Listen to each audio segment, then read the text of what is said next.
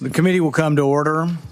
Pursuant to the notice issued on February 5th, 2025, the committee will consider the committee funding resolution for the 119th Congress. I note the presence of a quorum. As required by the Rules Committee, this resolution authorizes funding for the committee for the next 2 years. It has the support of the ranking member Peters and is traditionally adopted by a voice vote. I see Peters. Do we need Peters still here? No, we don't. Okay. Those in favor will say aye. Aye. Aye. Those opposed will say no. The ayes have it. The funding is approved and the business meeting is now adjourned. That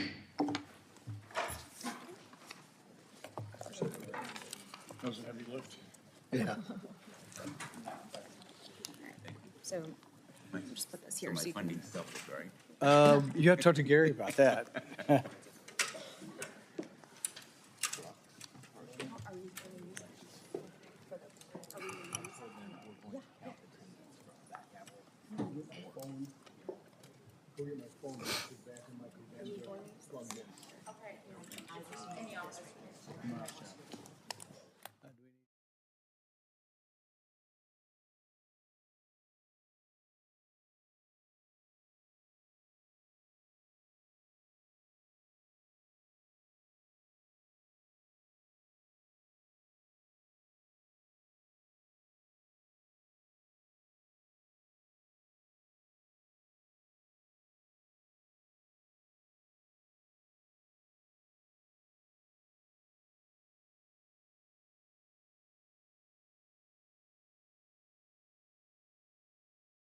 The committee will come to order.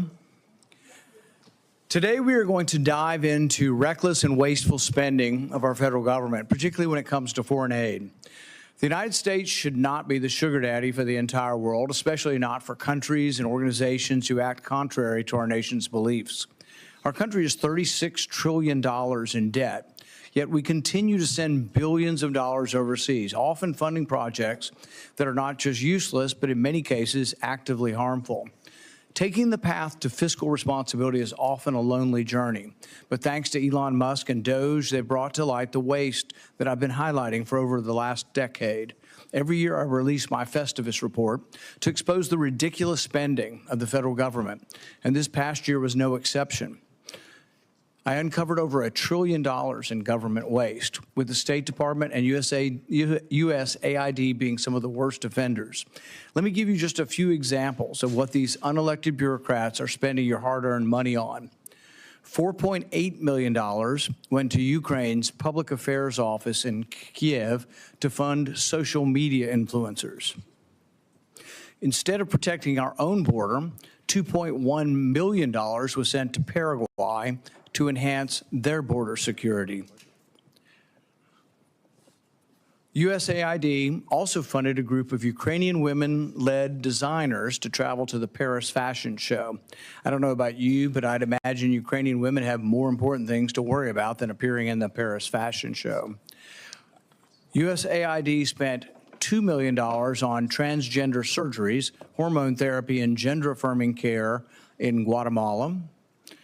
$3 million was spent to promote girl-centric climate action in Brazil.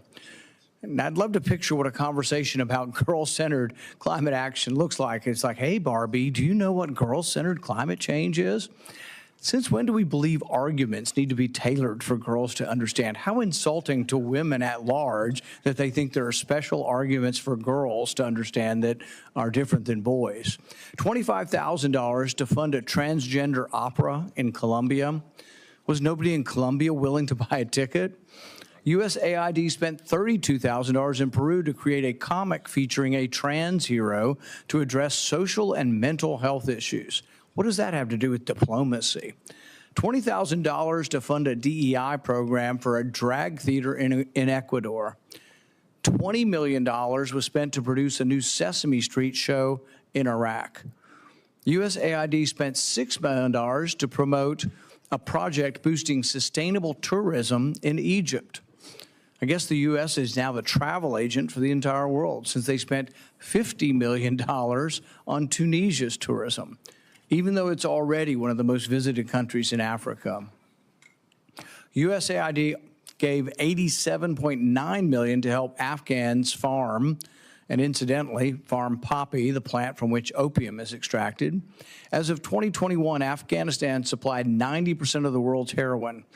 I thought the saying in the U.S. was just say no to drugs. How about we just say no to wasteful foreign aid? $70,000 for a live musical event to promote diversity, equity, inclusion, and accessibility in Ireland.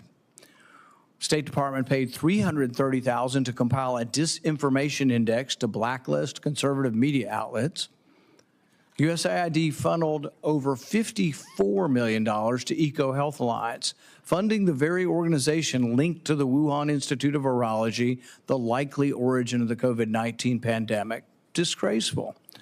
$15 million was awarded to Taliban-controlled Afghanistan to distribute oral contraceptives and condoms.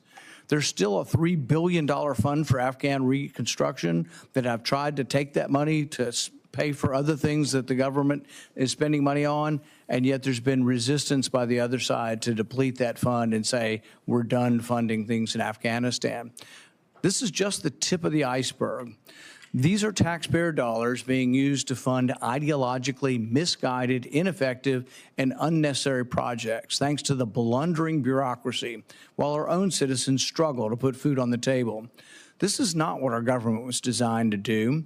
The U.S. government is not a charity, and it should not be doling out cash to foreign organizations, some of which actively oppose the United States with no oversight. And we don't have the money to give. We're borrowing the money we send.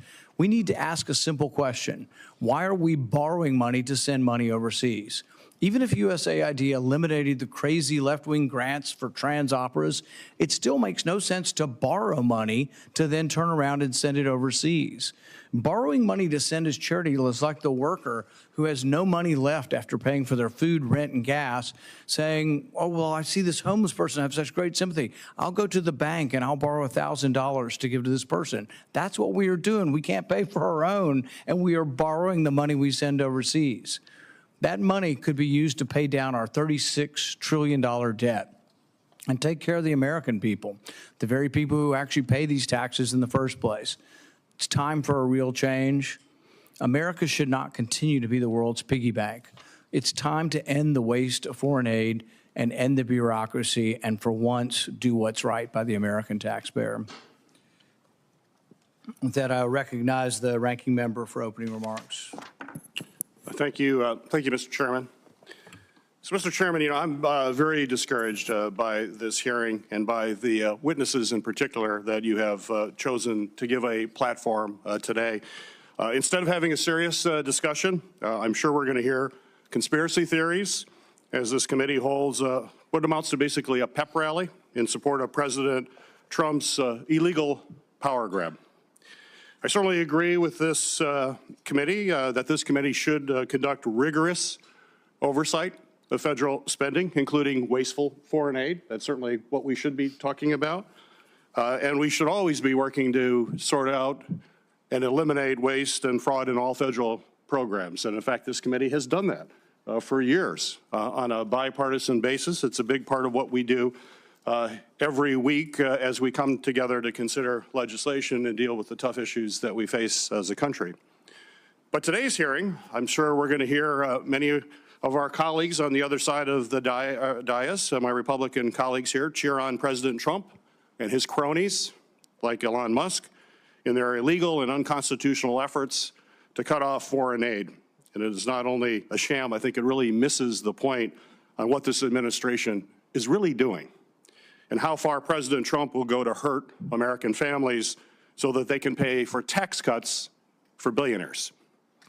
We can't have a real debate about wasteful spending when President Trump has empowered an unvetted billionaire, and let's say it, an unvetted billionaire with massive conflicts of interest, hundreds of millions of dollars of government contracts he receives. I would hope we will look at those hundreds of millions of dollars of government contracts from Elon Musk, as he's cutting off funding to programs that clearly the administration doesn't understand or they may not agree with politically.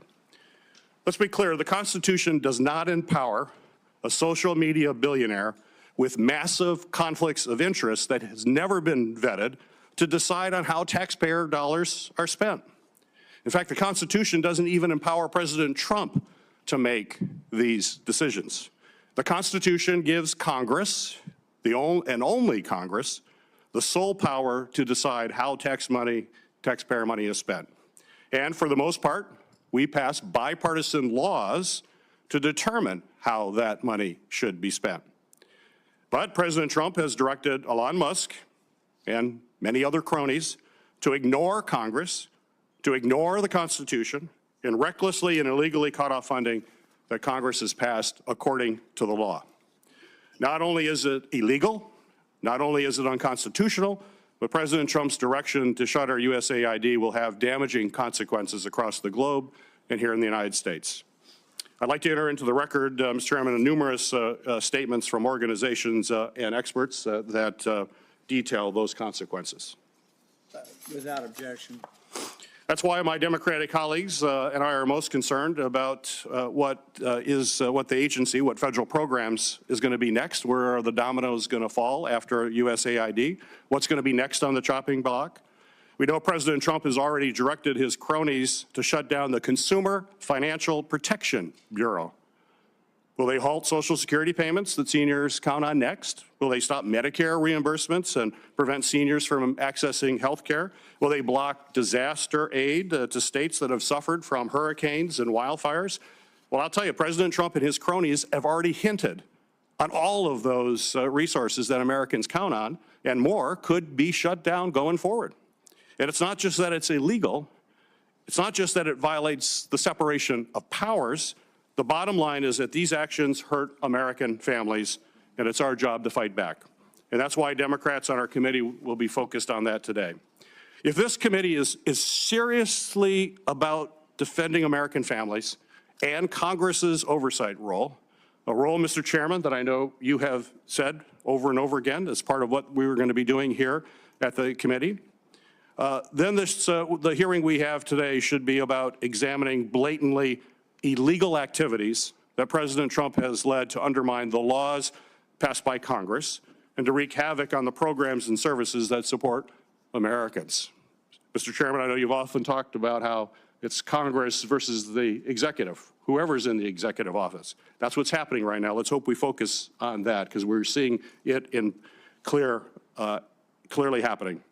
At President Trump's direction, Elon Musk and his minions have illegally cut off funding that Congress passed to support farmers. They've cut off funding to support child care centers. They've cut off funding for life-saving cancer research. They've cut off funding for community health centers, cutting off funding for religious charities and services that Americans rely on every day. And it's all been under the guise of addressing waste. But if the administration is serious about combating waste and fraud, then the president would not have fired 18 inspector generals, the independent watchdogs who actually identify waste, fraud, and abuse. Why is Donald Trump firing the watchdogs to waste and abuse? If the president is truly serious about addressing waste and fraud and foreign aid, he certainly would not have fired the inspector general for the USAID. And let's remember, this isn't the first time a president has tested the limits of law when it comes to presidential powers. We've seen this movie before. But it's the first time that Republicans in Congress have simply rolled over and let a president seize power that the Constitution assigns to the legislative branch. We have the power of the purse, and I've heard the chairman talk about that many times in our meetings.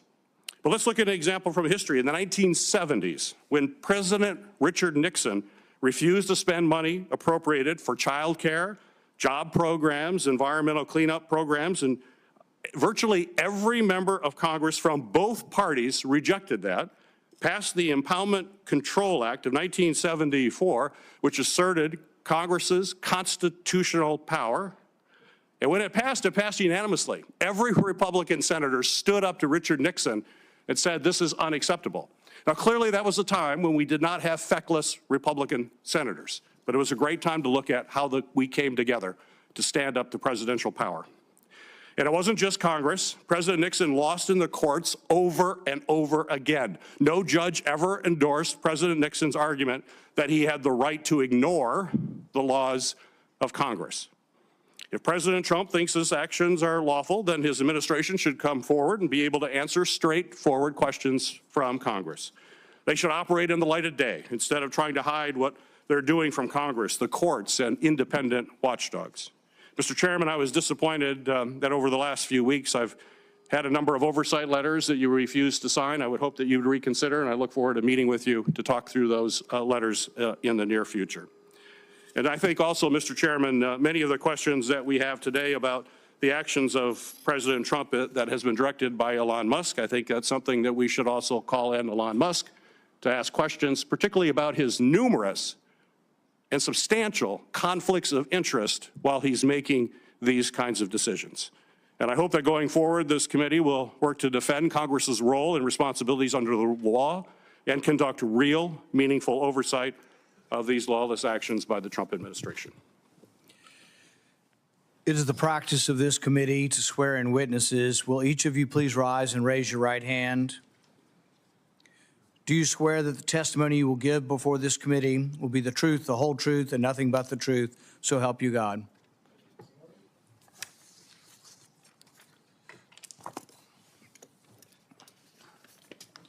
Need my intros. It's in the top. All right. Okay. Michael Schellenberger is a best-selling author and journalist who writes on a wide range of topics, including free speech, censorship, and the environment. He is the community-based research chair of politics, censorship, and free speech at the University of Texas, Austin. He also founded the online newsletter, Public, and the research organization Civilization Works.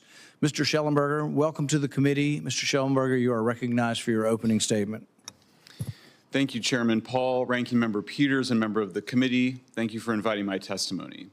Since its creation by President John F. Kennedy in 1961, the United States Agency for International Development, USAID, has had as its mission the promotion of America's values of free speech, democracy, and free markets by helping others abroad. The name suggests that the organization is focused on aiding poor nations in ways that result in their economic growth. Why then has USAID been spending so much money on information control and information operations, both in the form of demanding censorship by social media platforms and by financing supposedly independent journalism? Why is the United States government in general, and USAID in particular, the largest donor to supposedly independent media worldwide? For example, USAID in 2021 published a disinformation primer that urged greater censorship by social media platforms, as well as pre-bunking, a psychological technique to program people to reject information disfavored by the government without thinking. USAID may have been doing and funding worthwhile projects, and it may be that Congress will need to pass legislation to continue those projects through the State Department. But it's inaccurate to suggest that the USAID closure and freeze on aid will kill African children, as some have done, or cause other harms. The Trump administration has already created a waiver for HIV treatment and resumed aid for tuberculosis, malaria, and newborn health. And USAID's health programs should be subject to scrutiny given the agency's history of using such programs as cover for other activities, including regime change and biodefense research. For example, under President Barack Obama's administration, USAID was caught using an HIV program to foment rebellion in Cuba. USAID used EcoHealth Alliance as a pass-through organization to funnel $1.1 million to the Wuhan Institute of Virology, which was conducting risky gain-of-function experiments that may have caused the COVID pandemic. USAID gave EcoHealth Alliance $54 million during that period, which was more even than the $42 million the group received from the Pentagon. As such, anyone who believes in public health for poor people and poor nations must agree that USAID needs to be reined in and cleaned up. That starts first with precisely the kind of audit some members of Congress are trying to stop. USAID and all other government agencies must justify what they're spending their money on. The public's interest is ensuring that every dollar of taxpayer money is accounted for and justified. As recently as 2021, the media acknowledged the obvious. That year, the New York Times published an article headlined, "U.S. aid to Central America hasn't slowed migration." Can Kamala Harris? In it, the Times acknowledged that experts say the reasons that years of aid have not curbed migration is in part because, quote, much of the money is handed over to American companies which swallow a lot of it for salaries, expenses, and profits, often before any services are delivered. That's precisely the reason President Trump shut down USAID and demanded an audit. While the subject of today's hearing is on USAID's wastefulness in general, I would like to focus the committee's attention on USAID's efforts to take control over independent investigative journalism and to advocate censorship in particular. Together, USAID's censorship and disinformation activities comprise a complete vision of information control in service of regime change that USAID and other U.S. government agencies have sought in dozens of foreign nations over the last 75 years. USAID in recent years has been funding censorship advocacy worldwide through a Countering Disinformation program, which is part of the Consortium for Elections and Political Process Strengthening. This work has included funding for so-called fact-checking organizations, including in Brazil, a country where I am under criminal investigation for sharing the Twitter files Brazil, all entirely accurate and legal. At the World Economic Forum last year, a major USAID contractor, Internews, which received $472.6 million from USAID over the last 17 years, urged advertiser boycotts to demand censorship. That advertiser outreach was precisely the advertiser boycott strategy used by groups with ties to U.S. intelligence community to pressure Twitter and Facebook to censor disfavored information. USAID has also heavily promoted digital identification systems, which could be tied to social media accounts to allow governments to punish individuals for what they say and read online. Mr. Chairman, I have much more to say, but I'll end by saying that Congress should defund all and any federal programs and contractors that promote or engage in censorship and propaganda. Recommitment to an American first foreign policy should require an unwavering commitment to free speech. Congress should cut off funding to groups, including the Aspen Institute, which interfered in the 2020 election. Trump should order the State Department, the National Science Foundation, the Department of Homeland Security, and other agencies to end all contracts with censorship advocates and misinformation researchers. Thank you very much. Thank you. Dr. William Ruger is a foreign policy expert with decades of experience as a scholar, practitioner, executive, and military officer. He currently serves as the president of the American Institute for Economic Research, while also serving as a commander in the U.S. Navy Reserve. Dr. Ruger was nominated by President Trump to serve as the U.S. ambassador to the Islamic Republic of Afghanistan and was appointed to the Fulbright Foreign Scholarship Board at the U.S. Department of State in 2020, serving from 2020 to 2023. Dr. Ruger, welcome to the committee, and you are recognized for your opening statement. Thank you. Chairman Paul, Ranking Member Peters, and members of the committee, thank you for inviting me today to testify about foreign aid. It's an honor. Foreign aid has been pushed to the forefront of the national debate by President Trump's inauguration day executive order, and then what we've seen since with DOGE. In response, critics have charged that these moves jeopardize humanitarian efforts across the globe and even threaten U.S. national security. In particular, they've emphasized the claim that reform efforts would weaken U.S. soft power, create vacuums that will be filled by our adversaries, and hurt our overall ability to compete with China in this era of great power competition. These national security arguments, though, are not compelling and do not provide a sound basis to slow down efforts to reform and even cut back on foreign assistance itself. So I'm going to address some of these issues on the national security front. So cutting aid is simply not going to ruin American foreign policy. The most important determinants of American security do not include, quote unquote, soft power resulting from foreign aid, even assuming that foreign aid programs are effective at producing soft power, as opposed to our market economy and our great companies in this country, as well as our great culture. Instead, our relative material power, both our military capabilities and our economic and technological strength, and our geostrategic advantages are the most important things for our safety and prosperity. Thus, the geopolitical implications of the fight over foreign aid are fairly limited. In terms of our material power, maintaining a large national defense capability second to none is what allows us to defend our interests and deter attacks on our territory. Our security is also supported by our fortunate geostrategic position, and as we deal with the rise of potential peer competitors, maintaining our military edge is far more important to our security than even the best aid programs. This combination of military power and our geostrategic position allow us to enjoy some detachment from problems in the developing world and thus further reduce the security relevance, though not necessarily the humanitarian relevance, of many foreign aid programs in those areas. So we should avoid thinking that it is a matter of strategic necessity to be deeply engaged everywhere. Sound geostrategic and even geoeconomic thinking requires prioritization and trade-offs. So we can't be equally concerned about Chinese aid programs in Nepal and what this means for U.S. security and prosperity, and Chinese political penetration of Latin America, which could have a lot of ramifications for the United States.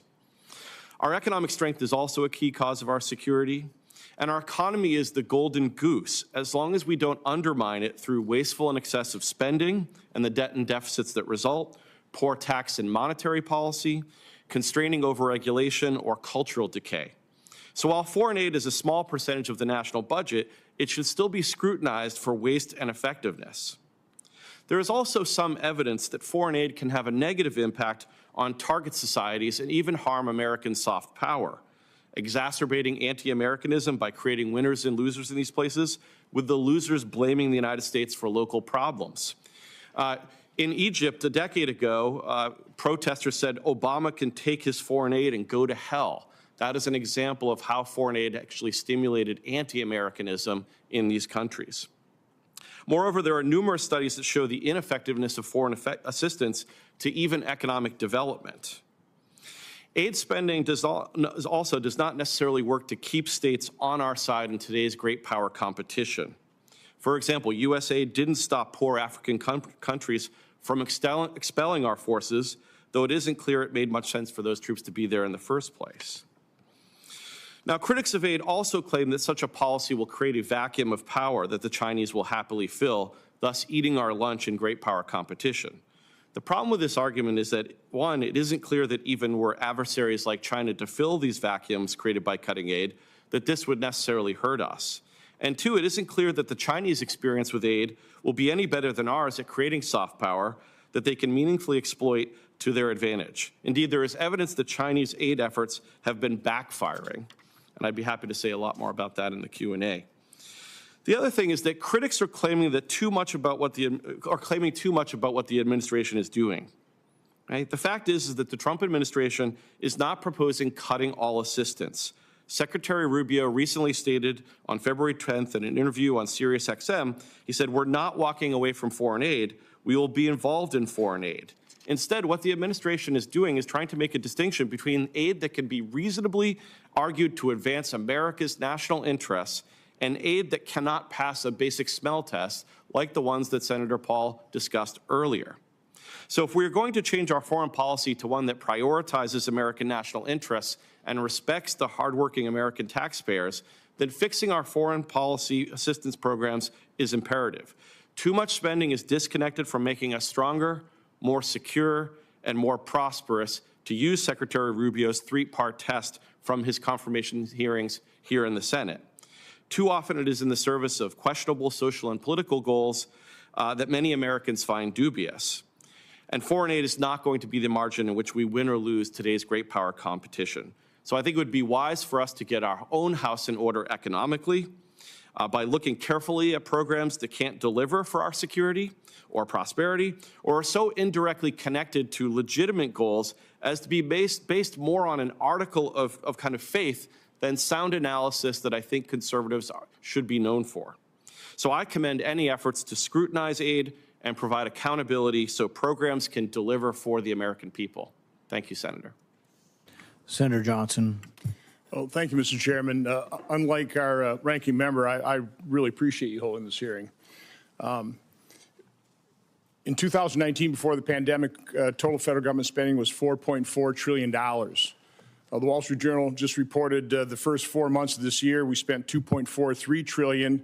Multiply that times 3, we're on a course of spending $7.3 trillion this year, 6 years later.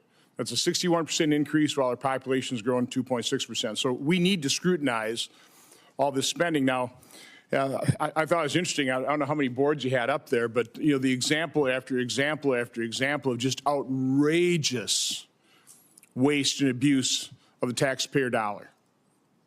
Now, the ranking member apparently accused you two gentlemen of you're going to be peddling conspiracy theories. That all was the truth. Do you have any idea what the ranking member is talking about, Mr. Schellenberger?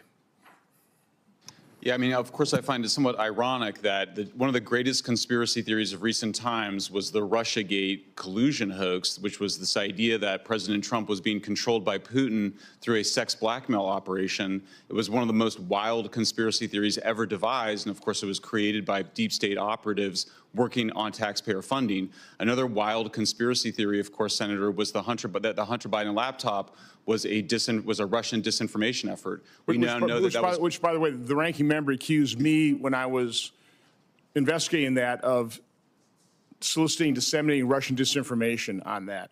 Wrote an actual Senate report, falsely accused me of that, but go on.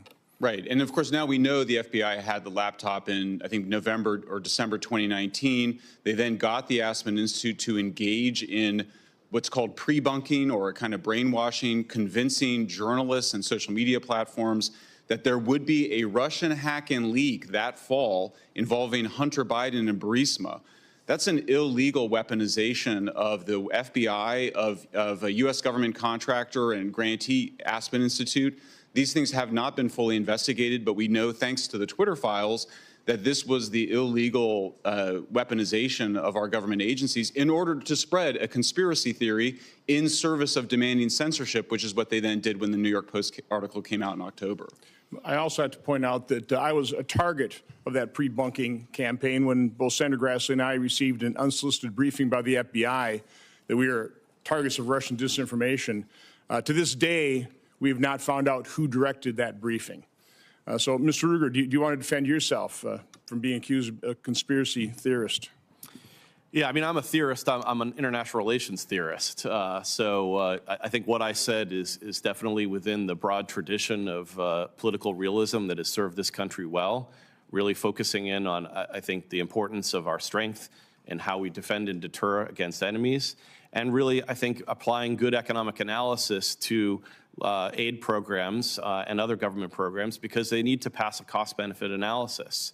Too often, I think, and especially given what we talked about with the $36 trillion in debt, we're not applying good trade-off decisions in terms of how we spend our money. And I think, again, that's one of the reasons why it's really important that we focus in on this. And I applaud what President Trump is doing here because somebody has to get a handle on this. And I think it's a good stimulant for Congress to do its own work to help support the president in making sure we're protecting taxpayer money. So we're a very compassionate people. We are. We want to help people. We want to help combat AIDS and feed the world. Where did USAID go off the rails? I mean, it was established, I think, good purpose. I mean, even things like, Radio Liberty, those types of efforts seem to make sense. But where did they go off the rails? Mr. Schellenberger, do you have a theory on that? I mean, for me, it's this effort, the regime change effort that then resulted in this effort that really starts in around 2007, 2008. It's led by USAID. USAID creates and provides all of the initial funding. It was from the State Department originally. So who was in charge back then? Of USAID, I believe. Well, that was 2008. So President, I'm not sure. So under the Bush administration, it was under the Bush administration. Started going off the rails. Mr. Ruger, do you have any idea? What's your theory of when the South started going south or going left?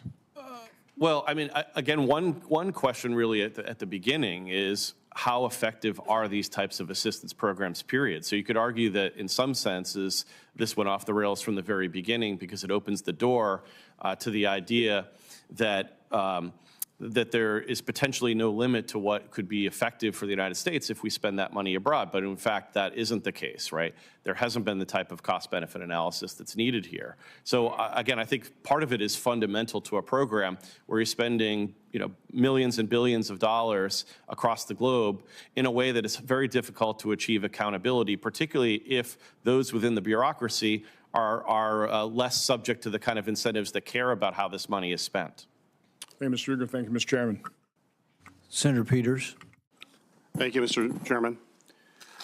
Well, Donald Trump and Elon Musk illegal dismantling of federal agencies will definitely harm the safety and financial security of American people. We've seen already, and we're hearing about their unlawful government actions related to USAID.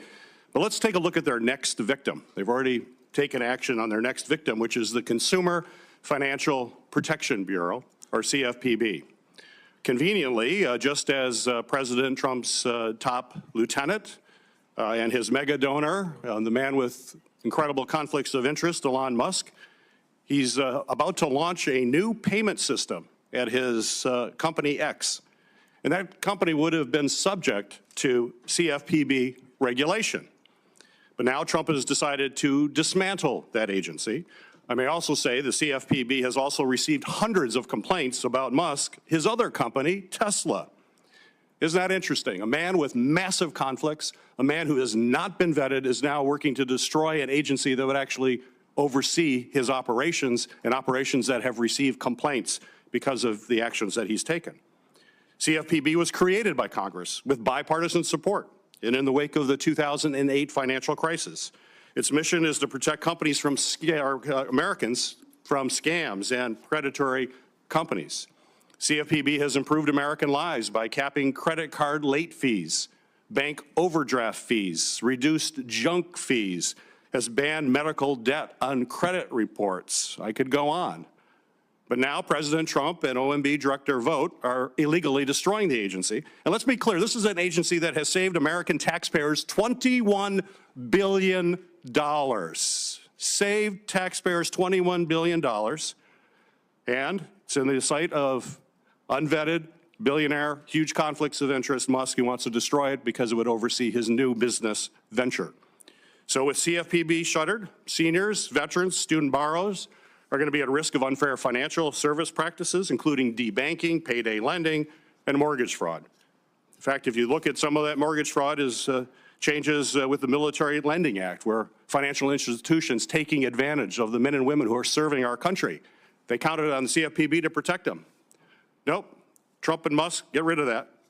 Forget saving money for taxpayers. We don't like these regulatory actions over banks and payday lenders and people like Elon Musk. So with CFPB shuttered, seniors, veterans, student borrowers are going to be at risk of unfair service practices on a regular basis, and it'll only let companies continue to rip off consumers and get away with fraud. So who will President Trump and Musk's next target be? Well, it looks like it's the Federal Aviation Administration, the FAA. The FAA works 24/7 to provide the safest flight experience across the country.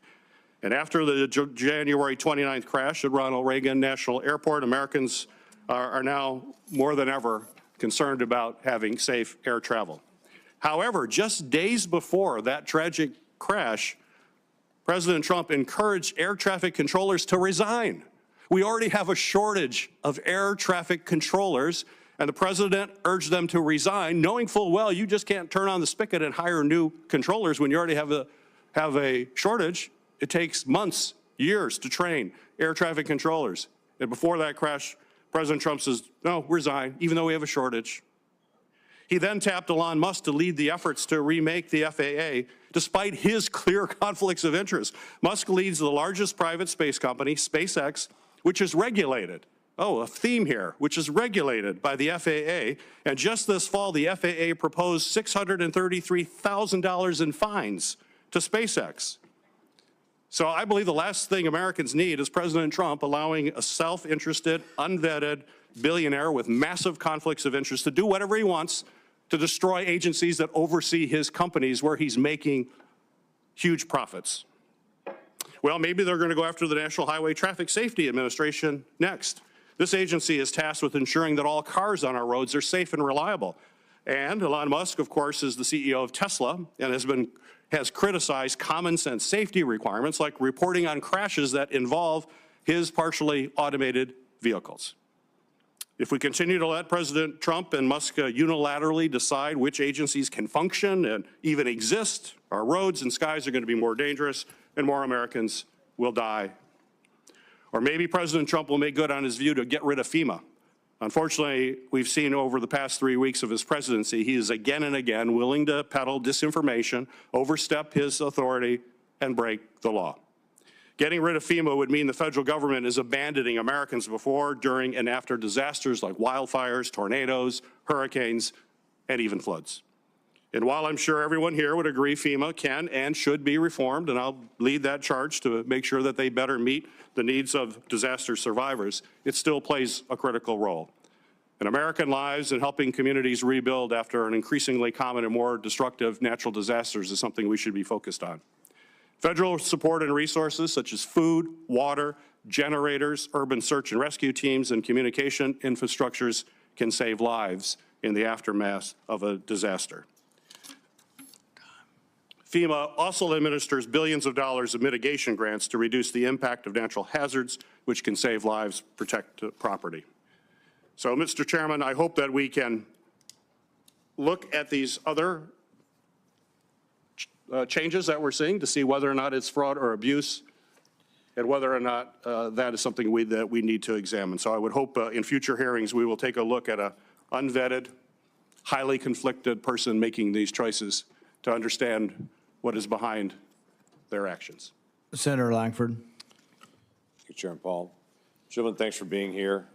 Actually, yesterday I released my 8th report, what we call federal fumbles, where we regularly put out in front of the American people areas of waste and abuse and fraud or improper payments, and try to be able to highlight those and shine some sunshine on them to hopefully get rid of them and to be able to make tax dollars more efficient in the way we're spending on this. Many of those things, as you can imagine full well, were foreign aid related. That we have talked about over the last several years, including this year as well. We highlighted that the federal government and the American taxpayer paid for 12 drag shows in Ecuador. I'm not sure why the people of Ecuador couldn't pay for their own drag shows, but apparently Oklahoma taxpayers had to pay for that. The USAID funded fisheries in Algeria, where they literally built a fish farm in the middle of the desert among a people that don't eat fish, actually, in their normal diet because they live in the desert. They don't normally eat fish, and we're not interested in eating the fish, but American taxpayers and my Oklahoma taxpayers paid for those, and that has become an issue for me. There was a study that was done by the NEH on humans, chimpanzees, and climate change in Sierra Leone. We highlighted how we did a study with Oklahoma tax dollars to study the effect of climate change on European butterflies. Again, I don't know why the Europeans couldn't pay for that. We did a study on the effects of COVID-19 on the Russians. Again, not sure why the Russians couldn't have paid for that. And one of my favorites of the long list of least favorites here, we did a study on the benefit of seatbelts and helmets on individuals driving in Ghana. I could go ahead and tell you right now, seatbelts and helmets will help you and don't have to pay a dime to be able to do that study. So over and over and over again, we've highlighted this. The difference now and then is there's a bigger megaphone, and part of the frustration from my friends on the left is Elon Musk is daring to tell 1 billion people on X that this is happening. When it was only a few people that knew, or my limited following on X, it was okay. But if the megaphone gets louder and it gets pointed out more, it becomes more offensive because then it becomes a risk. So I have several things that I want to be able to drill down on. I've talked for years about Voice of America and the messaging they put out. It is literally government-paid journalists that are supposed to tell the government story of America internationally. What they're actually doing often is talking about murders in America and riots in America and how Trump is ruining Christianity in America, and on and on and on have been the negative stories about America that they're telling to the world on it. So one of my first questions to either of you is about the messaging that we put out globally, that we put out with Oklahoma tax dollars and American tax dollars to tell the American story, and how the American story is being told internationally. Thank you, Senator. I could actually speak a little bit from my experience with the Fulbright Scholarship Board, where I was also chagrined to see some of the people that we were thinking about sending abroad clearly didn't love this country and clearly had a kind of criticism that I think wasn't the best message that you would not necessarily want to see out there in the world. I also worry about the boomerang effect. So not just the message that we're sending abroad, but because of the nature of technology today, these voices that are meant to help create narratives abroad actually coming back and being a form of government propaganda here at home. Because that message, unlike maybe in the 1950s when we were trying to subvert communism in Greece, that message then comes back here. And so the content of that message, like you're talking about, is so critical that it is in fact something that is supportive of our interests and accurate, and something that is not going to undermine support for the United States here at home even. Right. Schellenberger, you want to add anything to that? Well, only that, I mean, of course, everybody should be free to speak their mind, but I think if we're going to have taxpayers, funding this activity, they should be talking about how special this country is. I mean, that's why so many people have been trying to come here. So the level of anti-Americanism and globalism that we've seen promoted by these organizations, I think it's horrendous. So I share your views. When the global media outlet for the United States sounds a lot like Russia Today's messaging globally, we have a problem on it, and that's our problem. They spend a lot of time saying we're going to prove that we have a free press by having government-paid reporters tell a story. If they want to prove we have a free press, we can point to CBS, ABC, and NBC and say, look, we have a free press on it, but we should be getting our messaging out on this. One other quick question on this. The Inspector General for Afghan Reconstruction noted at least $11 million has gone directly to the Taliban from our foreign aid of the $2 billion, and they couldn't identify the rest, exactly who were the recipients of that aid. Have you been able to track at all aid that's gone directly to the Taliban since we have left Afghanistan? I have not, sir, but what I will point out, there's been a lot of complaints about the Inspector General at USAID being let go. What was the Inspector General doing exactly? I mean, we've seen all the waste, fraud, and abuse that you've documented, so what's the point of having an Inspector General if they're not going to inspect? Right. I do hope that the president actually nominates a new inspector general quickly. That is an important role for Congress to be able to have some insight into different agencies, and it's important to have that role, but I would agree. Your job is to inspect and to be able to report back, and if you're not identifying this waste, why are you there? I yield back. Senator Blumenthal. Thanks, Mr. Chairman. I am disappointed that we are not having a serious hearing on how to improve USAID. There's room for improvement in every agency, as there is in almost anything that we do. But this hearing is simply designed to give cover for President Trump's unlawful dismantling of a congressionally established agency against the law and against the interests of this country, and against the interests of many in this country, including American farmers who benefit from it. The Inspector General of the U.S. Agency for International Development, Paul Martin, has submitted a report. I ask that it be made part of the record if there's no objection. And in that report was critical of the so-called pause in foreign assistance funding, saying that it has delayed $489 million of food assistance at ports, in transit, and in warehouses. I'm quoting, at the risk of spoilage, unanticipated storage needs, and diversion. That's waste in government.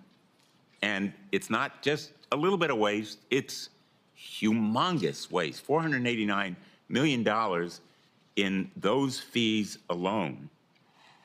He says the pause in funding and reductions in staff, including over 90% of BHA's workforce furloughed or placed on administrative leave, has undermined two key oversight mechanisms to assure accountability over humanitarian assistance funding, partner vetting, and third-party monitoring. I don't have time to go into the details, but that is also waste.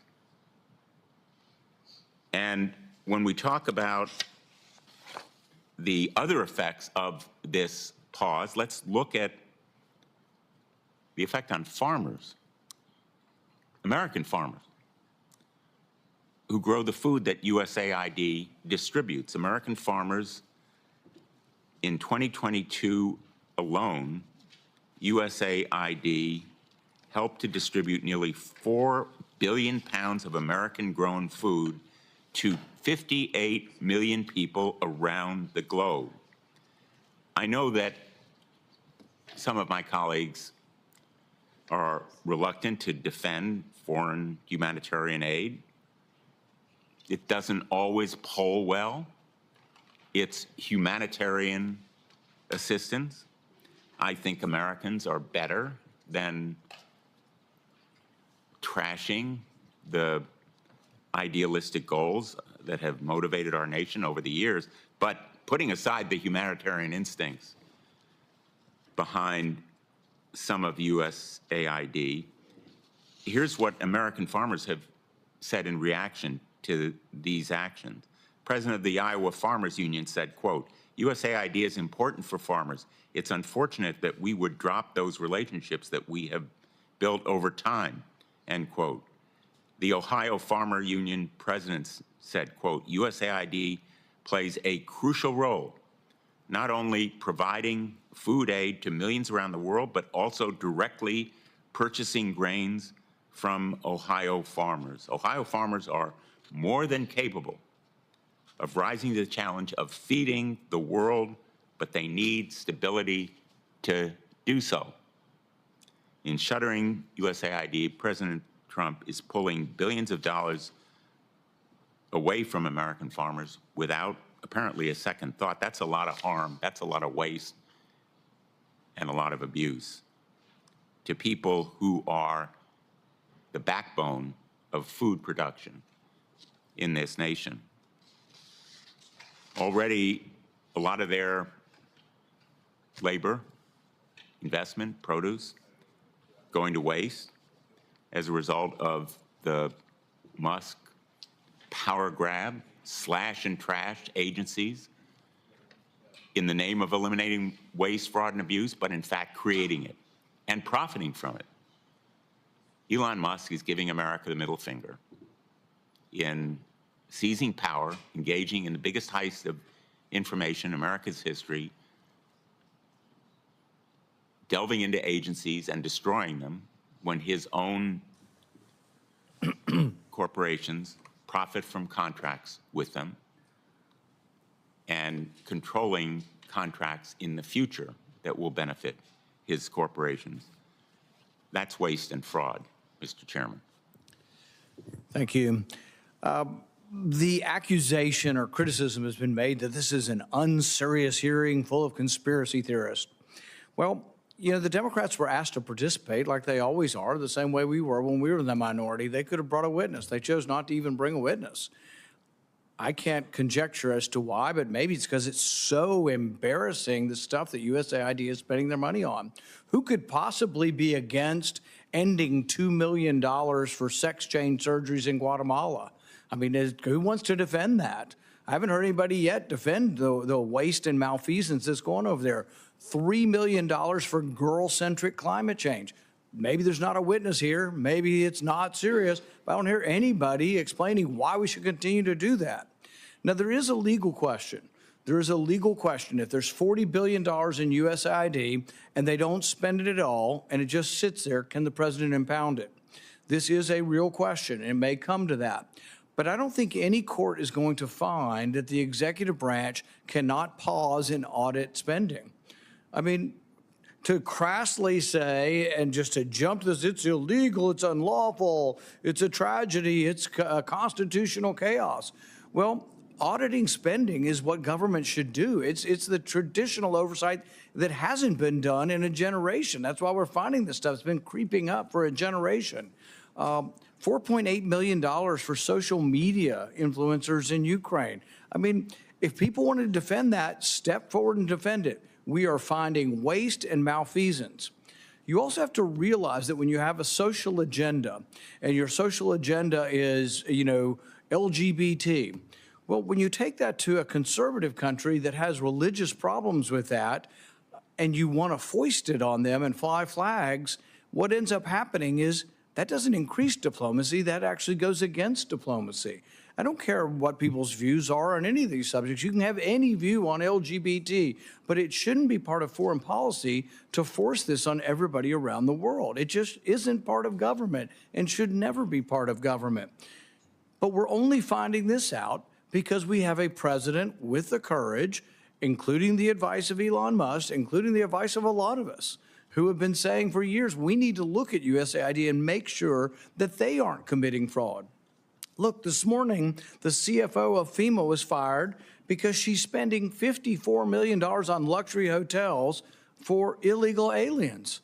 My goodness, there's a lot of Americans struggling to find work.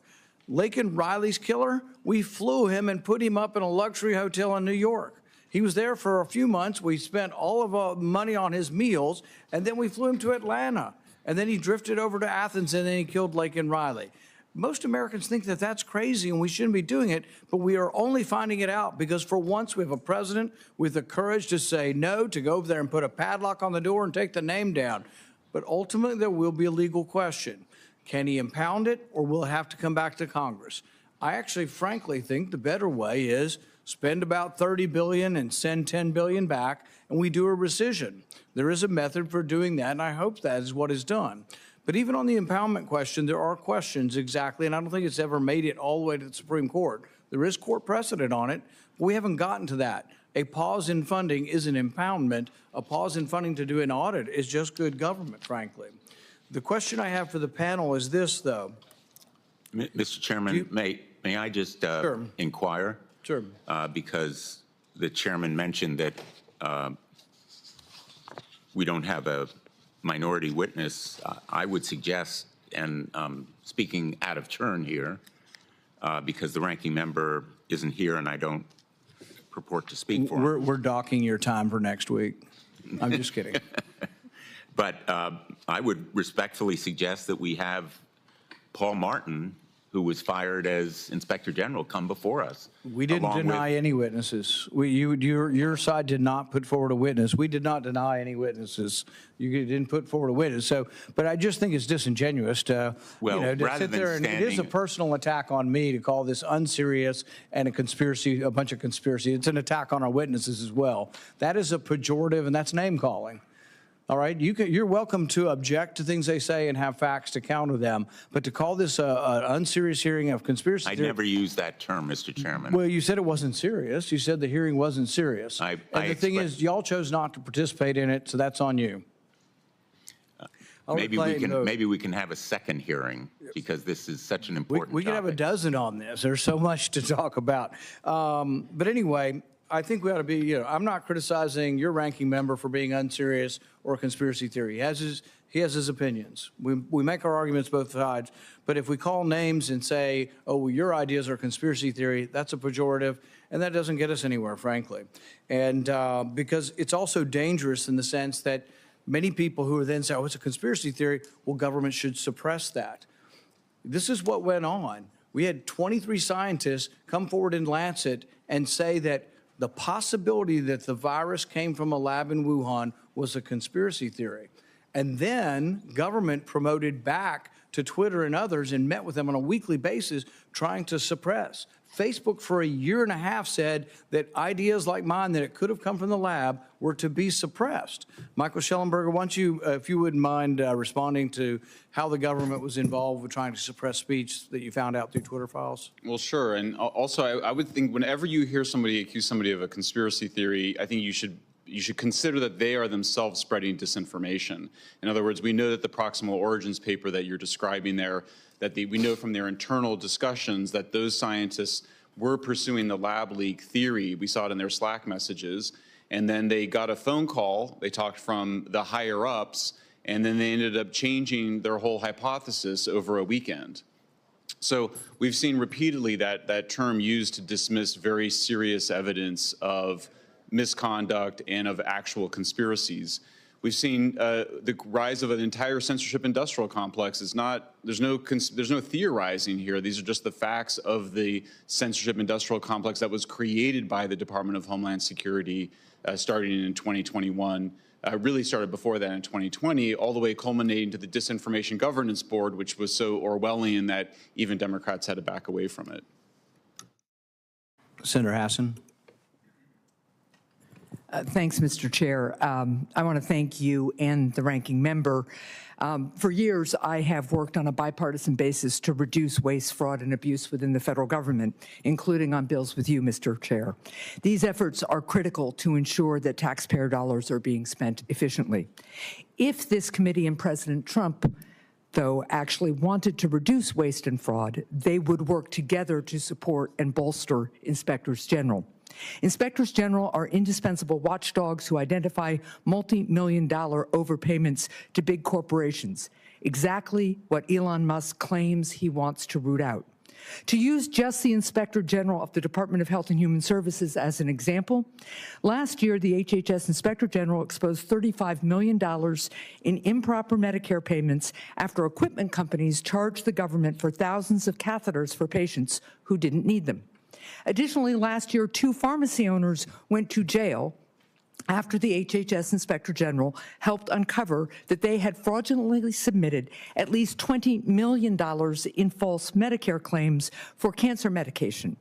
All told, the HHS Inspector General identified $7 billion last year in waste, fraud, and abuse within the department. But did President Trump and Elon Musk support and empower inspectors general? No, they did not.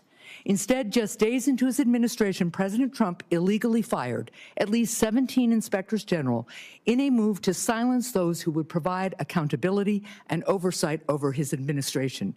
And since their firing, we are growing to get a better picture of why they were fired. Just yesterday, we found out that the State Department is planning to buy $400 million in armored vehicles from Elon Musk's Tesla company. Elon Musk spent $250 million to get President Trump elected, and now President Trump is returning the favor. After clearing out the watchdogs, the president decided to unleash chaos and confusion on Granite Staters and Americans through an illegal order to cut off nearly all federal grants. These are grants that fire departments count on to upgrade their equipment, police departments use to hire officers to protect our streets, and shelters need to provide homeless veterans a place to sleep.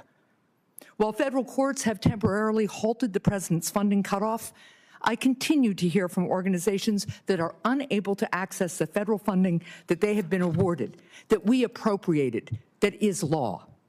This is the real cost of the illegal move by President Trump to cut off funding. Granite Staters left in the lurch, not knowing how much longer their community health center will remain open, or if their child care facility will be able to stay open and they'll be able to go to work. The American people want relief from high costs, and they want their government to work.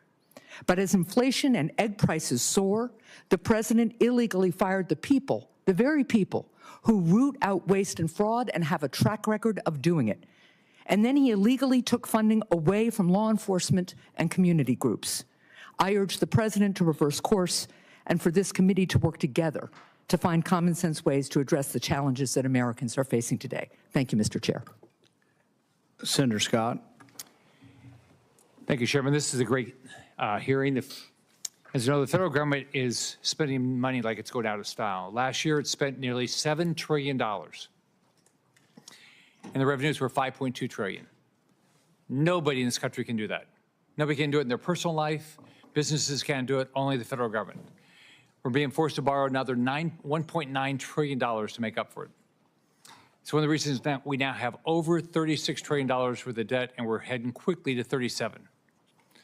Over the last 4 years, while the population has grown 2%, the federal government has increased spending by 53%.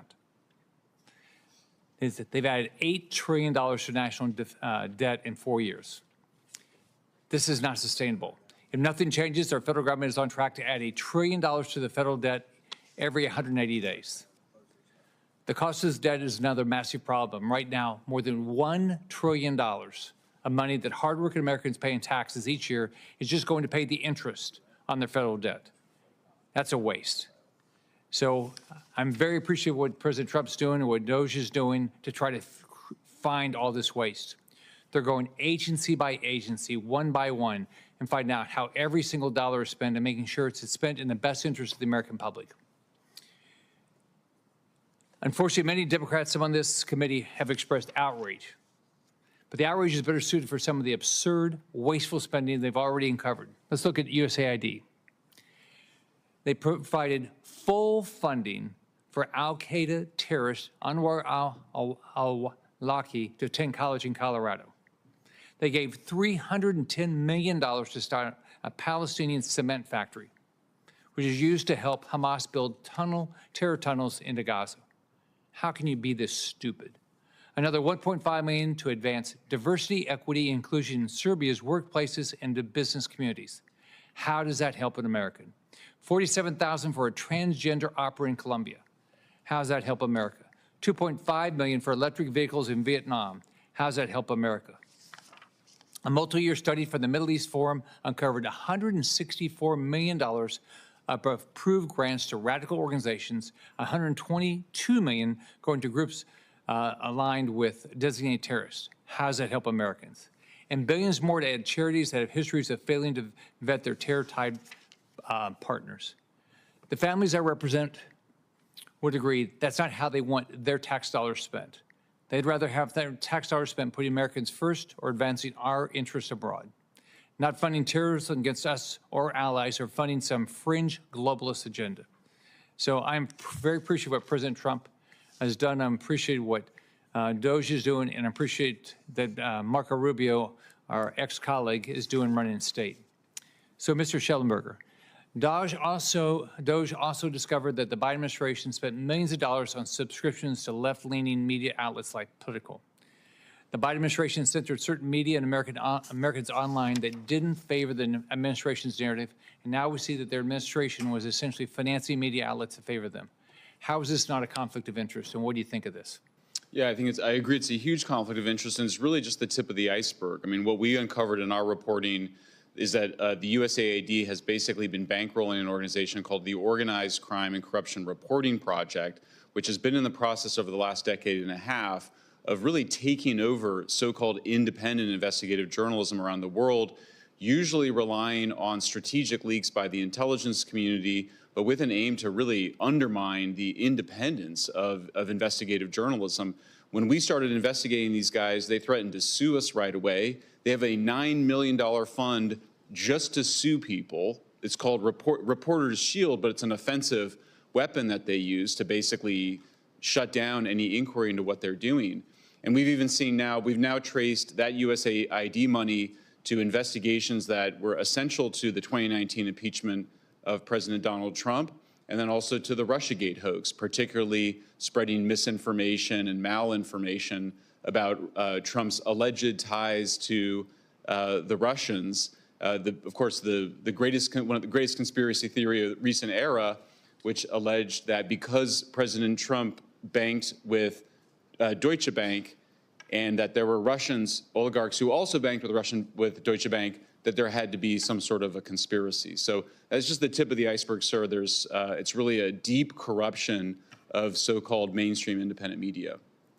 Based on your investigation, you also talk about how USAID transfers funds between projects, make it hard for anybody to sort of track the funds. Can you elaborate? Well, sure. And so, part of what happened is that one of the media organizations in Germany, one of their big television stations, NDR, really turned the tables on OCCRP and began an investigation. USAID admitted on camera that they had routed money from the State Department's Law Enforcement Bureau through USAID just for optics reasons, admitting on camera that they did that because they knew that it would look bad for an investigative journalism organization to be supported by effectively the cops, by law enforcement. That's not good journalism practice. That violates basically every code of ethics by every journalism organization in the world. They also acknowledged that USAID has to agree to OCCRP's work plan and that they have to agree to their key staff. And this was all literally recorded on video, USAID officials saying this. Then afterwards, OCCRP denied it. They just said that that wasn't true. It just asserted that it was false. So, I mean, really what you're looking at with OCCRP and also Internews is that these are really vectors of disinformation. They spread disinformation and then demand censorship on the basis of it. That's what they did with the COVID lab leak, as the chairman was mentioning, First, they spread the disinformation that it was a conspiracy theory that it could have come from a lab when, of course, their own scientists suspected that's what it was. And then they demanded censorship on the basis of it. Same thing happened with Hunter Biden. And we see that playbook, I think, underway here today, where when you actually when journalists start to expose these misdeeds, they just project and say, you're spreading a conspiracy theory. And of course, that has been traditionally the basis for demanding censorship. In 2022, the Biden administration donated $344 million to United Nations Relief and Work Agency for Palestinian refugees, and continued to donate hundreds of millions of dollars throughout 2023 and during the Israeli-Hamas war. We now know Hamas terrorists were stealing food and supplies intended for humanitarian purposes. So was the U.S. government funding a terrorist organization? It sure looks like that, and I haven't investigated that particular case.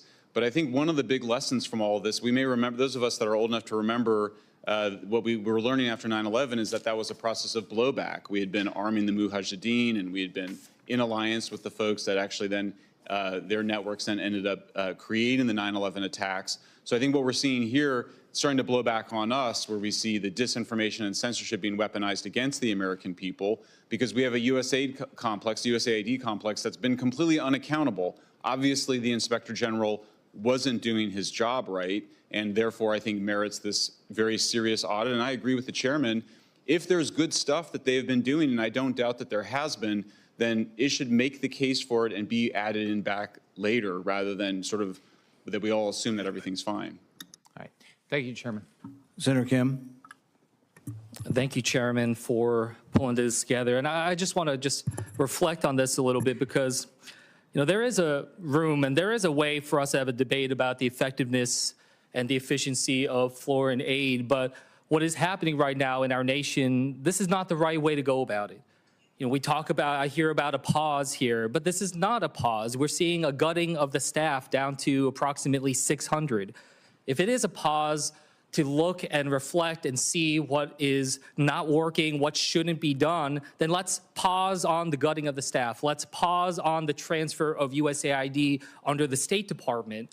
So I just wanted to show that this is not a pause. This is not a review. This is already a reorganization, already a dismantling of USAID as it is. And I say that as someone who, a little over 20 years ago, stepped into the Ronald Reagan building for the very first day in public service. I served at the USAID. I don't know who else in this room has. But I just tell you that I was proud to be able to serve at USAID and serve this country. And I worked at USAID, I worked at the Pentagon, I worked at the State Department. I've been a part of the 3 Ds of our foreign policy, of defense, diplomacy, and development, and seen that in action. So I disagree the idea that the type of power, the type of influence that we're trying to move forward at USAID doesn't matter, that it's only about material military power. We've seen how, for instance, when it was our help with the response to the earthquake in Turkey or the flooding in Pakistan, how that was something that was able to open up diplomatic channels to be able to move forward, build on the relationships. It was the work that we were doing through USAID that was able to get some of our diplomatic efforts, and including our military efforts, in a better position. And I said that as someone who walked into the Reagan building. There's a reason why USAID is in the Ronald Reagan building. It's because Ronald Reagan himself was a strong supporter of USAID and foreign assistance. He said, quote, "The ultimate importance to the United States of our security and development assistance programs cannot be exaggerated." He said, "Our national interests are inextricably tied to the security and development of our friends and allies." And when it came to people criticizing USAID, he said, quote, "You know the excuses. We can't afford foreign aid anymore, or we're wasting money pouring it into these poor countries, or we can't buy friends. Other countries just take the money and dislike us for giving it." A lot of things that we heard here today. And Ronald Reagan concludes saying, well, all of these excuses are just that, excuses, and they're dead wrong. I heard today people talking about USAID as if it's charity. One person that said, quote, "Foreign aid is not charity. We must make sure it is well spent, but it is less than 1% of the budget and critical to our national security." The person who said that is Secretary of State Marco Rubio when he was with us in the Senate. He also went on to say that he urged President Biden to move forward and prioritize USAID funding because he said it, quote, counter the Chinese Communist Party's expanding global influence. And our current Secretary of State also said, quote, we don't have to give foreign aid. We do so because it furthers our national interests. That's why we give foreign aid. So I just wanted to be able to frame that. And when I worked at USAID, I actually worked at USAID under the Bush administration. I worked under a Republican president. I worked under an administrator there who was appointed by a Republican president, Andrew Natsios, who was just recently asked, could you specifically respond to what Elon Musk's functionaries at the Department of Government Efficiency have done in terms of actually shutting down USAID? And Andrew Natsios said, quote, it's illegal and it's outrageous. They have no right to abolish an agency, a statutory agency in the federal government. So I just wanted to raise this because what we're talking about here is efforts that are trying to end a long-standing bipartisan understanding about our strength as a global leader. And what we are also seeing, and this is something that just feels so personal, is just the demonization of public servants. We can have a debate about foreign aid, but we can do it without demonizing the people who have sworn an oath to this country. Many of them right now working in difficult and dangerous places. Some of them don't know how they're going to get back home right now because of how quickly all of this has been shut off. And what it really just shakes around the world when I hear from leaders in other countries is they say, what is the value of the American handshake right now? And I think that that has been detrimentally affected and really negatively affected over the course of the last couple weeks. And with that, I'll yield back. Thank you. It's been bandied about that certain things are illegal, and I think it's worth a little bit of discussion over that. You know, inspector generals have been let go, people at the USAID have been let go, and it's been alleged that this is illegal. It's actually a little more complicated than that. This goes all the way back to Andrew Johnson and his fight with Congress. There was a tenure of office act that was passed, and it said that he couldn't even fire members of his cabinet. And they were in the same party. The Republicans controlled Congress, and Johnson at the time, I guess, had become a Republican, being Lincoln's vice president. But it was finally repealed, but there was a big dispute over the way he could even hire members of his cabinet. Later in 1926, in Myers versus the U.S., the court rules that you really can't restrict a president's right to hire and fire their cabinet. Now, it's gone beyond that. In 2020 or 2021, the CFPB that was referred to earlier, the Consumer Financial Protection Bureau, the Democrats created this, and they didn't want it ever to go away. The funding was supposed to go on forever, and the person in charge of it was not to be fired. Well, the court ruled that you can't do that. You can't set up an executive agency under the auspices of the president and say you can't fire them. So then there's a question with the inspector generals, and the Trump administration is challenging it, and I think we have to go with what the court decides, but there is legislation saying you can't fire them. He asserts that under the court precedents that he can, and so this is an argument. That's what constitutional law and separation of powers is about. So we'll find out whether it's legal or illegal, but at this point it's an allegation that it's illegal. With regard to the waste and abuse and the outrageous things that we're seeing, sure, it draws the attention. It should draw the attention. But there is also the question of where the money comes from. What we bring in tax revenue is equal to about 4 programs. Medicare, Medicaid, Social Security, and food stamps would soak up all of the revenue. There's nothing left. So when we vote on a budget as Congress for military and non-military, what's called discretionary spending, which is a third of all spending, it's all borrowed. Nearly $2 trillion, what we vote on, it's all borrowed. So this gets to the point that I'll ask both of you on foreign aid. If it's about $40 billion, do you think we could just get better people over there and they won't do the bad projects? Or do you think maybe they need a smaller number in order to have an incentive to cut out the waste? We'll start with Mr. Ruger, Dr. Ruger. Yeah, I think you're exactly right. There's very little incentive for agencies to get lean when the money keeps coming through the door. In fact, even if you increase the aid, or the support rather, then why would they change? I think this is the case in almost every government agency out there, is that putting it on a diet means that it will actually work better. When the budgets are bloated, then you see some of these less prioritized or less important projects are not scrapped or subject to the same type of Gavel, analysis she's gotta be in terms of their benefits relative to their costs that we would like to see. Okay. One thing I would like to say also is that given the potential for USAID and the State Department to pursue different and potentially contradictory goals, it's also good governance to actually try to find a different architecture that can make sure that the money that is spent is actually doing so for a common purpose and achieving a common end, as opposed to being potentially contradictory here. And that's one of the challenges that I think Secretary Rubio is trying to handle with this reform that he's already started down the path for. Mr. Schellenberger? Yeah, of course, I absolutely agree. You can't get efficiency if you have a big or growing budget. I think the other issue is that what is this money actually for? And I think the fact that they're putting it in State Department is correct. If this is about, you know, our relations with foreign countries, encouraging the kind of governments we want, discouraging the kind of governments we don't want, you might call that regime change, that belongs in State Department. Even on things that seem innocent, like food aid, there's been a long literature of academic studies on really big driver of, you know, starvation and hunger in poor countries tends to be war. It tends to be used as a weapon of war.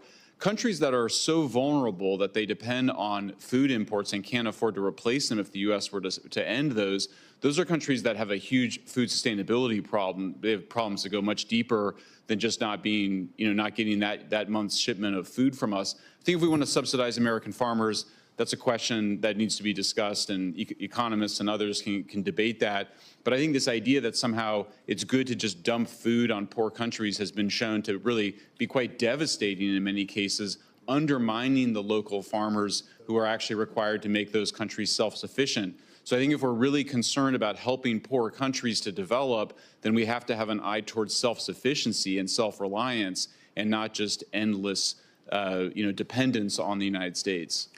Apparently, I'm the last person to vote, and they really want me to go vote. So I'm going to go vote, and nobody's here to object. I'm going to leave it open because there's one more senator coming, and she's going to gavel it closed when she gets here, Senator Ernst.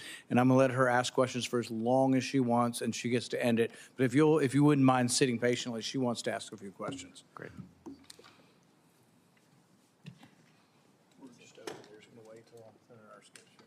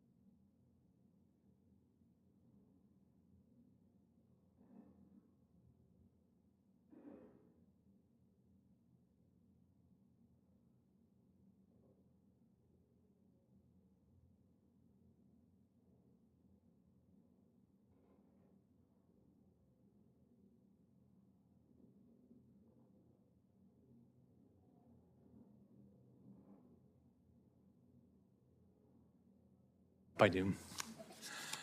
All right. All right, if we can start again. And I think Senator Ernst is coming back. Also, oh yeah. Okay. This is for both of you. How important is it for the administration agencies to be completely transparent with U.S. taxpayer funds to ensure it's used to advance U.S. interest? I'll say I think it's absolutely essential, at least for in terms of actual development in AID. Obviously, there's covert operations. We have the CIA to carry those out. We have the State Department that obviously directs foreign policy. But I think if it's genuinely a charitable project or genuinely aimed at public health, that should be transparent. We saw what happened with these huge investments into the Wuhan Institute of Virology, sort of masked through Eco Health Alliance. Huge problems. Obviously, if we had known about that, there probably could have been better regulation and better governance of it. So it's one of the many unintended consequences of that kind of government secrecy. Yeah, I mean, we talk about these programs being wasteful, and in many cases they are. I actually think that there's something potentially more pernicious, which is why I think shining the light on this and being transparent is so important, which is that I think in many cases these are purposely designed to try to promote progressive causes abroad, and that ideally that will have a boomerang effect here at home. In other words, this is part of a kind of a progressive global prioritization of different policy ideas. I mean, you see this. I mean, $5.5 million for LGBTQ advocacy in Jamaica and Uganda. You see mental health programs for LGBTQ plus youth advocacy in Venezuela, for example. Right? This is part of a progressive, political campaign. And I think the more and more that is brought to the fore and the people understand what's going on, then they can have a legitimate discussion about whether this best supports our national interests, as opposed to something I think that supports the interest of again, many people in America, but not the public good, if you will. And so, again, shining that light on it, I think, will have that disinfectant that we've talked about throughout our country's history. So how would you do it? How would you create more transparency? I mean, one thing is a hearing like this. I mean, I think Congress, one of Congress's most important roles as an overseer of spending is to shine a light on things and to call people, on the carpet, if you will. I would bring these people here regularly and ask them, why are you spending $6 million for Egyptian, educational opportunities in the North Sinai? How does that tier up to our national interests? And if they have a good answer, great. You've done everyone's done their job. But if they can't explain it in an open forum and look at the American public and say, like, look, if you're from Des Moines, Iowa, we want you, hardworking American, to pay for this because of X, Y, and Z reasons. The American public should be able to say, yeah, that makes sense. But a lot of these things we've been seeing just don't. I don't understand why we're spending $20 million to tailor a program in Iraq through the Sesame Workshop. How does that support what Secretary Rubio talked about in terms of our strength, our security, or our prosperity? It just doesn't. It doesn't pass that test. And I think the Americans are fed up with that. And again, we heard about, Ronald Reagan praising these programs, but I'm guessing that Ronald Reagan would not be proud of these programs today. Yeah, I mean, I agree. I think that the whole concept of foreign aid needs to be reconceptualized. So if it's part of soft power, then it should be done through the State Department. If it's part of genuine economic development, then it should be focused on the things that we know drive economic development, including cheap energy, infrastructure, manufacturing, the ways that all poor countries rise out of poverty and develop. That's clearly not what it's been about, because it wouldn't be funding these frivolous projects around the world if it were serious about genuine economic development. So for me, I think it's an amazing moment. I think the fact that it took such dramatic action shows just how burdened that agency was by all sorts of conflicting agendas. So I think it's a great time for the Congress to, recreate an aid function that is sort of separated from U.S. foreign policy, or at least from the soft power part of it. So in your jobs, what's been your biggest? How have each of you figured out how to be heard? Because it's hard, right? I mean, look, I think one of the things that we've realized is that the way that we've imagined what the news media was for a long time, it really wasn't what we thought it was, that there was a really intense level of control that was being exercised by the national security state. We saw in the Twitter files, and we saw with the CTIL files, which a whistleblower gave to us, that showed that you had a former Ministry of Defense contractor from Britain, you had a DoD contractor in the United States, on a kind of limited hangout describing how they had how the U.S. government and British government had really exercised serious control over the news media since World War II. That all starts to break apart with the rise of social media.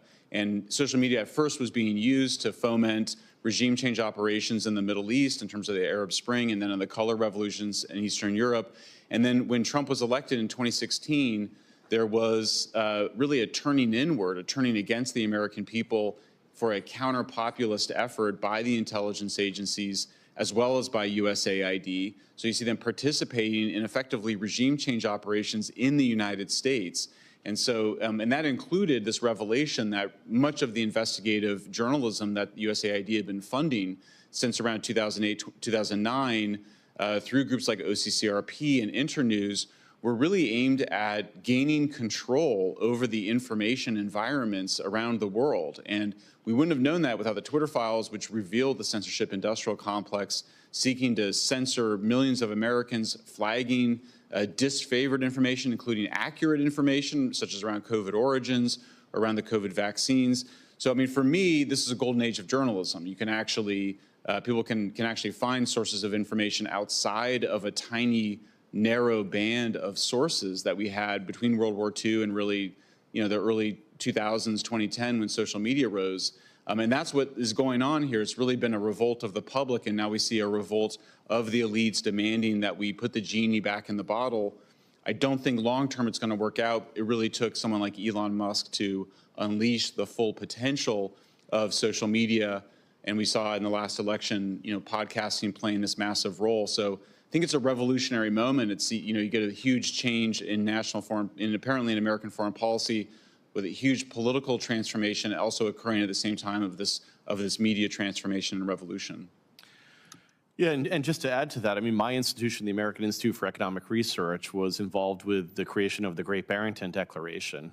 And you saw our institution and the authors of the Great Barrington Declaration, including, I think, the incoming head of the NIH, being subject to claims of disinformation and attempts to squelch our voice in trying to get the message out about different public policy approaches to how to handle the COVID pandemic. So it's not just happening abroad, it's happening here at home. And again, I applaud what we've seen with the opening of Twitter and X, making that much more of an open forum.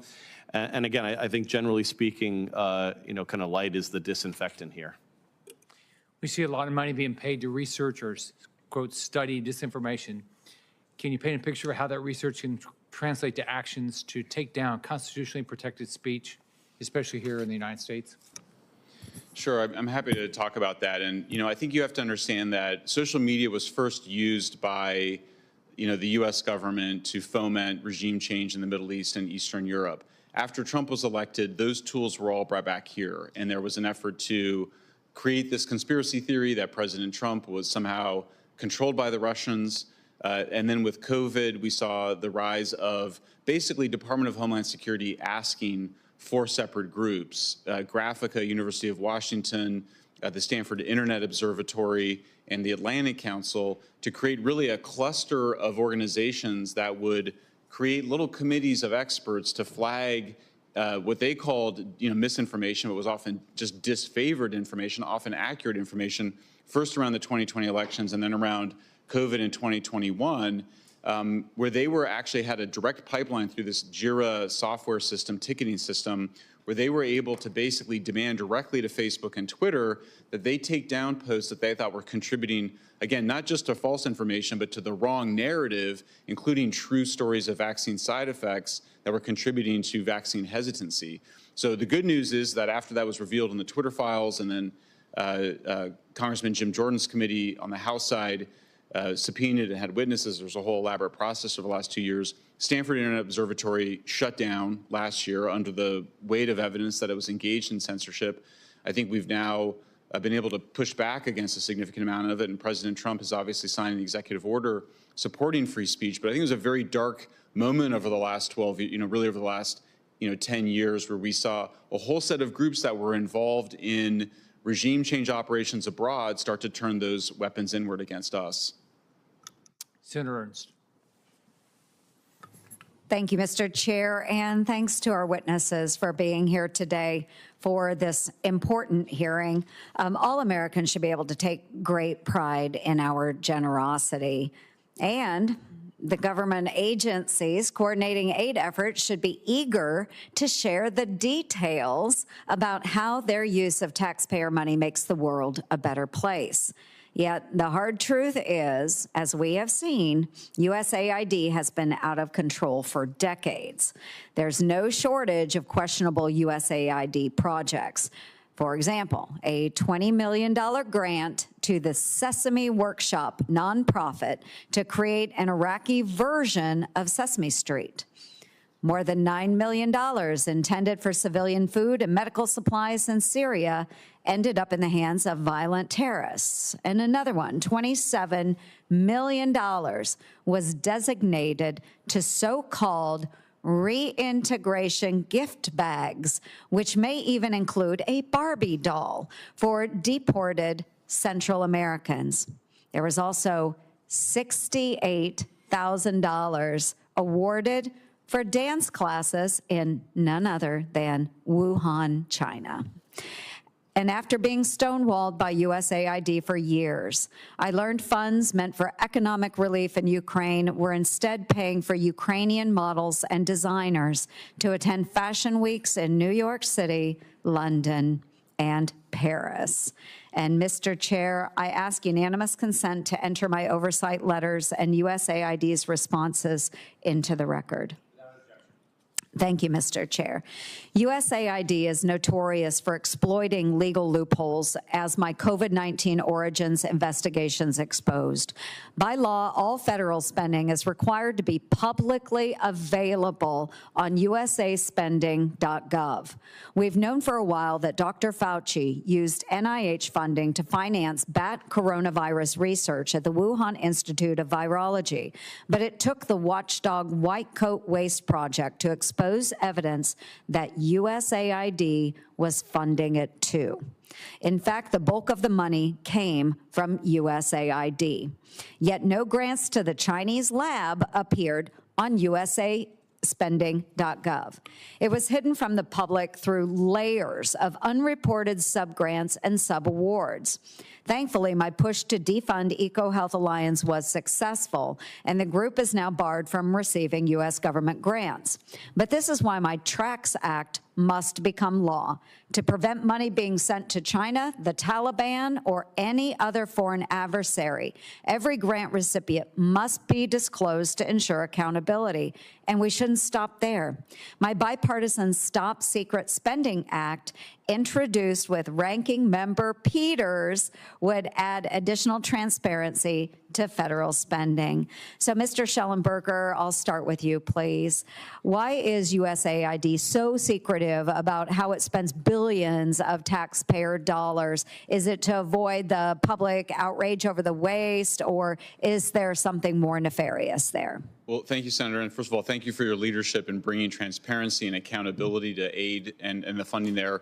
Obviously, this example you just gave of the Wuhan Institute of Virology is incredible. I mean, the fact it appears that the U.S. government funded the creation of the virus that caused the global pandemic. Mm-hmm. We also know that President Barack Obama had banned that research, and that Anthony Fauci had created a workaround to get around that and move that research to the Wuhan Institute of Virology. Had there been some transparency about it, I think some questions would have been raised.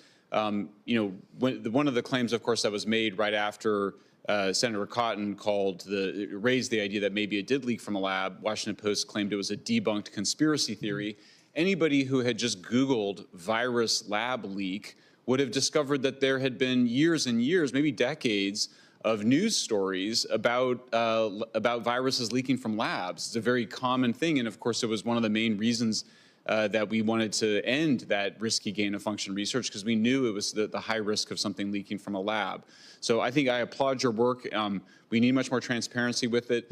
As I mentioned before, I do think that some part of that motivation may have been to hide regime change operations that were run by USAID in concert with the State Department. If you're going to be doing regime change operations, those belong in the State Department and with the CIA, not in a charitable organization, because if you genuinely want people to trust in vaccines or other public health measures, it's a terrible thing for them to believe that maybe it's part of some counterterrorism operation or some manipulation by the U.S. government that has some political motivation or some regime change motivation.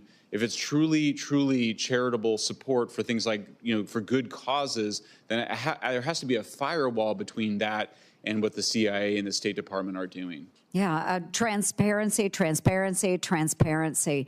It is so important. I'll continue with you, and then Mr. Ruger, you can add your thoughts as well. But absent a forensic audit by the Trump administration, do you think we would have ever known the full depth of USAID's spending or misspending in this case?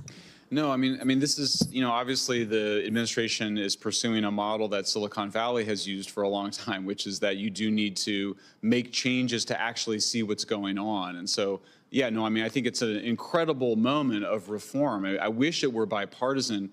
The last time of serious reform in the United States was, of course, in the mid-1970s. We had the Church Committee hearings exactly 50 years ago this year that were bipartisan, that revealed much of the abuses of power by the CIA, by the FBI. It led to a set of reforms, including greater whistleblower protections.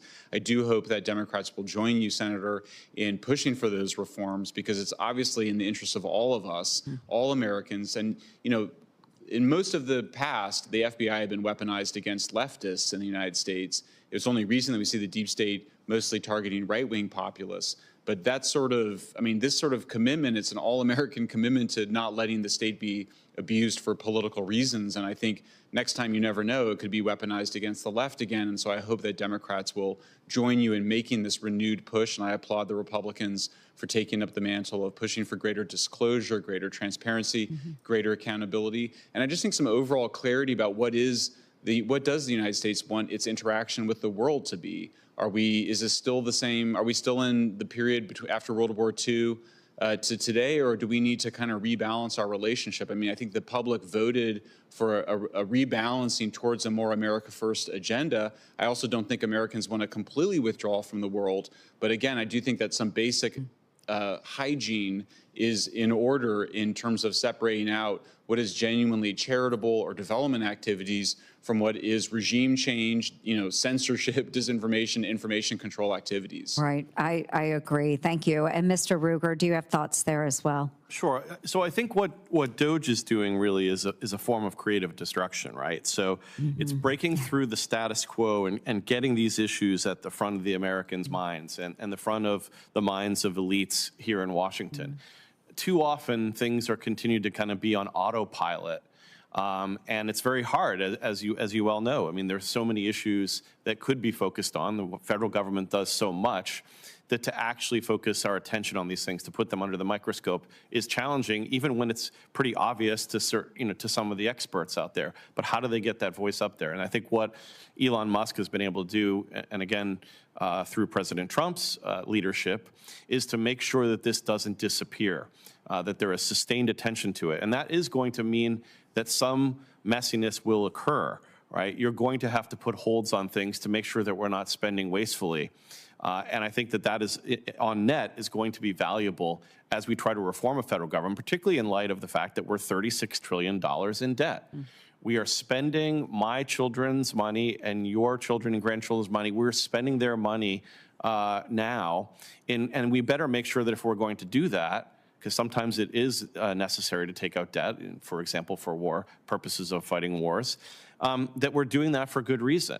And I think that means that we really need to be really kind of, rinsing out the kind of towel of government spending and make sure that only what survives is necessary. Oh, thank you. And there are so many analogies that we could use. You know, we're breaking up the boulder of federal government, and there are some gems that we will be able to pull out of there, but the rest is rubble, and it needs to go away.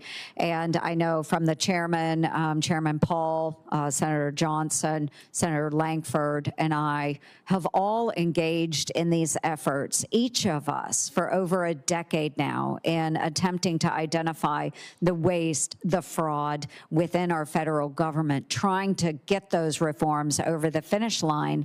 And it wasn't until we had the Trump presidency and the appointment of those in the Department of Government Efficiency with Elon Musk that we actually have the platform now to get it done.